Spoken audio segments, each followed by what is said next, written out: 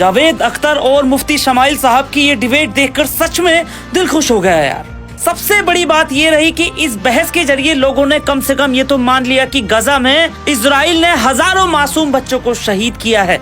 लोग गजा के दर्द की बात तो कर रहे हैं अब। और इस डिबेट की सबसे बड़ी खूबसूरती ये थी कि एक मदरसे के पढ़े लिखे मुफ्ती साहब ने जिस इल्म, तर्क और शांति के साथ अपनी बात रखी, इससे ये साबित कर दिया कि मदरसे के बच्चों का कोई तोड़ नहीं है अगर अच्छे से पढ़ाई की हो तो।